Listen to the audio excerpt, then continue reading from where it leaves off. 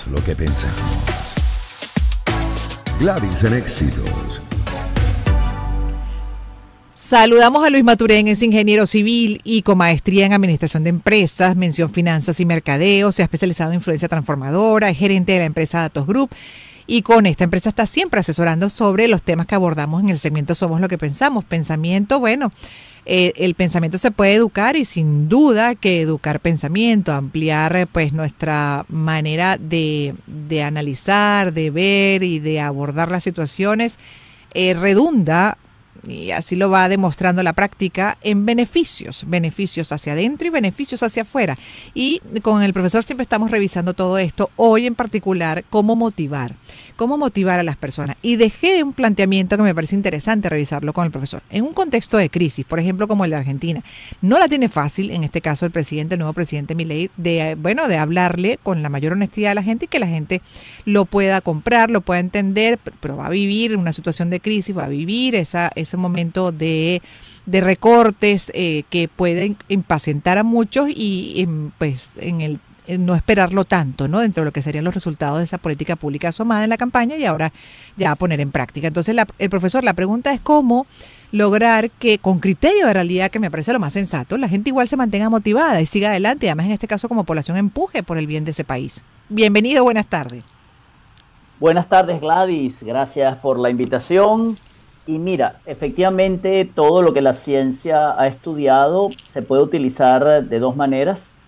El caso que estás planteando es interesante porque hay claridad, hay transparencia, no se está mintiendo. Las personas lo agradecen, eso es obvio. El asunto es que no tenemos mucha capacidad de imaginarnos cómo va a ser el futuro. Recordemos que esto está alojado en la estructura más joven en nuestra evolución, en el cerebro, por lo cual es la menos perfecta. ¿Y qué ocurre? Que tú le puedes decir a las personas que van a pasar trabajo, el asunto es que va a ocurrir cuando lo estén pasando en realidad. Recordemos que muchas de las manifestaciones que ha habido inclusive en nuestro país, el Caracazo, fueron resultado de la implementación de unas medidas que eran muy obvias, eran lógicas, pero es que luego cuando la gente las sufre piensa diferente. Y recordemos que hay otros que también juegan y se encargan de azuzar a la opinión pública en contra de esas medidas que son justas, necesarias, pero no bienvenidas. Y ahora te parecen maravillosas, pero cuando las sufras va a ser diferente. Y bueno, esperemos que sea lo mejor para Argentina. Eso es lo más importante. Sí, pero incluso dentro de las reflexiones que hacía con el periodista, justamente, él decía que una de las cosas que le ha faltado a Milei, por lo menos para arrancar, ¿no? De lo que fue esas primeras medidas. De hecho, recortó el número de gabinetes, de ministerios, etcétera. Pero le faltó algo ejemplar. Y sobre todo dentro de esa corrupción que ha hecho mucho daño a ese país y a otros también de la región y del planeta. Entonces, esas medidas ejemplares quizás también le hubiesen dado a la gente bastante más sabor dulce de lo que se supone les viene, porque dicen, ok, por lo menos se está haciendo justicia, ¿no? Yo me voy a tener que comer, estas verdes, esta situación nada fácil que ya además vengo atravesando, pero al mismo tiempo hay justicia por aquellos que incluso se han apoderado del dinero que nos pertenece a todos para estar mejor. Sí, ese es el sentido de que es justo que los que pusieron en esa situación realmente tengan que pagar.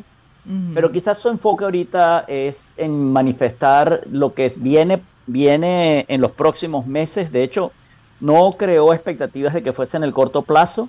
Habló de 1 o 2 años, lo cual es verdad, esto no va a ser algo que se va a resolver en semanas. Quizás no quiso perder parte de que quedara muy claro el mensaje, y no necesariamente quiere decir que no lo va a hacer en tratar de perseguir a culpables, porque si haces una larga lista de las cosas que vas a hacer, quizás la gente solo presta atención a lo que quiere escuchar. Claro. Y se le olvida que dijo otra cosa. Claro, entiendo. La idea principal que quería remarcar. Tal cual. Pero sí lo dijo, pero no me recuerdo que lo haya dicho. Pero aquí fue claro, solo un mensaje. Y sí destacó que los primeros que van a pagar es el gobierno, no necesariamente los gobiernos anteriores, sino efectivamente esas reducciones del gasto público que son necesarias y que no en los empresarios, que es interesante porque casi siempre las soluciones de los gobiernos es decir, castiguemos a los empresarios, y en este caso no, dice, mira, vamos a reducir en el gasto El público, aparato de Estado. en el aparato de Estado, igual ustedes lo van a sufrir. Igual va a sufrir toda la población, porque también por los Toda la subsidios, toda hay población. cantidad de gente con los programas sociales que ya no los va a recibir, pero tiene que considerarlos en medio de esa situación nada fácil para Argentina, que también tienen otros países. Ahora, el punto aquí es cómo mantener la motivación. De hecho, usted lo escogió como tema. ¿Qué motiva a las personas en relación, por ejemplo, con satisfacción, bienestar y felicidad? Dentro de un marco incluso puede ser, en algunos casos, de crisis globales y también crisis específicas dentro de su entorno familiar, etcétera. Pues siempre hay cantidad de factores que van a sabotear.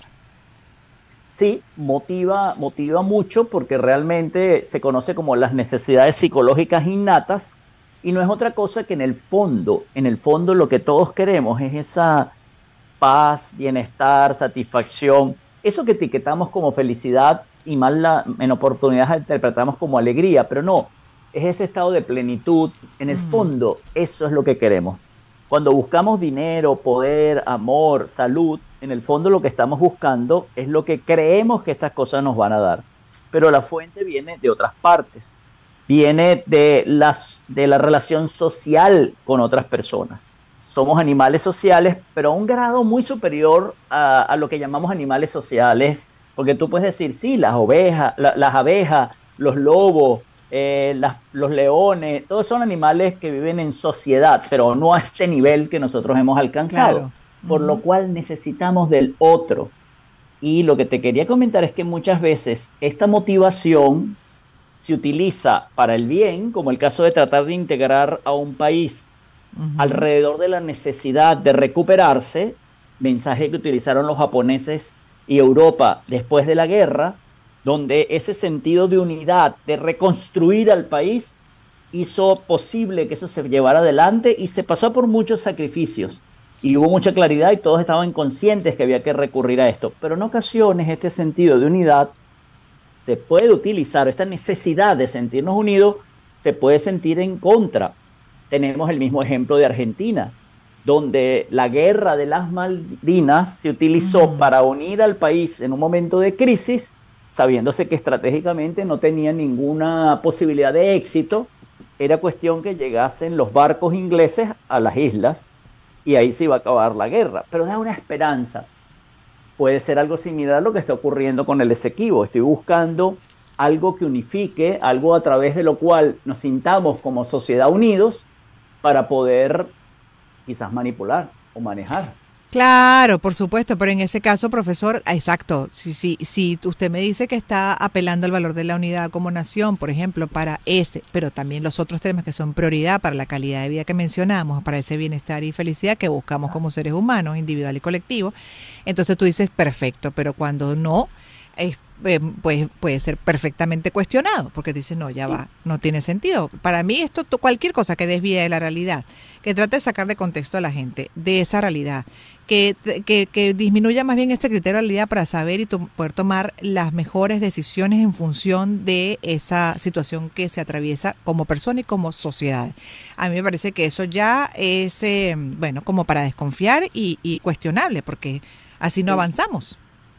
y el caso de Venezuela hay dos agravantes. Por un lado, lo que comentas, cuando no tienes ingresos suficientes para cubrir tus necesidades básicas, eso conlleva un estado de infelicidad. Eso se ha demostrado.